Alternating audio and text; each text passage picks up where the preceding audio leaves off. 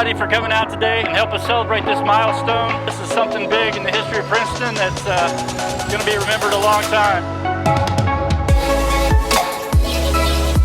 We're here today doing a groundbreaking on our wastewater treatment plant project, doing this with our engineers, Commonwealth. The project's a wastewater treatment plant rehabilitation for the City of Princeton. And this plant was something that just had some improvements that needed to be made. We've got huge industrial providers that we offer service to here in our county. So we have to make sure that we can provide them the service needed. When Toyota came in 1997, Commonwealth designed and they built an entirely new plant parallel to the existing plant that was there.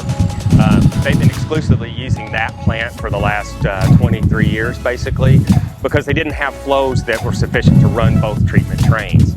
So when we came in and did an evaluation for them, we determined that they were at about 90% of the flow on the one train that they were using, and the projections were in the next few years they were going to be up and above what that capacity was going to be of that plant.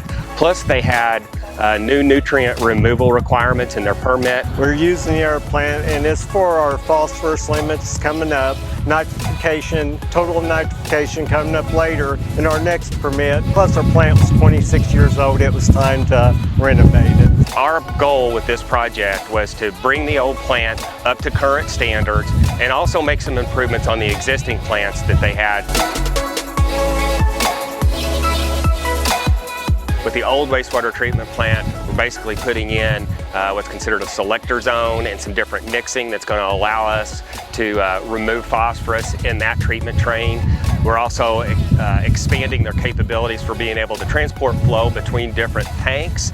That gives them more flexibility in their operations, because really with running two treatment trains, it's kind of difficult sometimes to make sure that all of the bugs that are doing the work are working together and happy. So this gives them a lot of flexibility to be able to do that. And plus our citizens. I mean, we've had some issues over here with the odor and things, and we wanted to make sure we got all that taken care of. The facility was built in the middle of a cornfield at the time. Now we've got a major commercial site to the west of the plant and an apartment complex directly to the north. So part of the project is going to be putting in a rather extensive odor control unit that's actually going to use some biological means to remove odors from the wastewater treatment plant.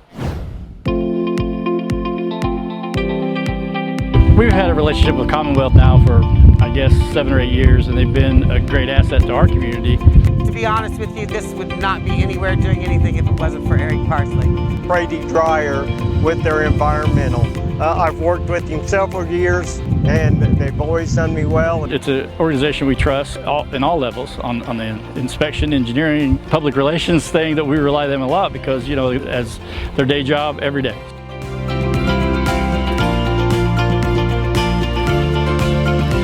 It'll give us some room for expansion, and that was kind of my goal here coming in as mayor, is to grow our community. So we're doing some of the infrastructure things, controlling some of the things that we can control, and then, you know, in the future, the folks will want to come and make this place their home.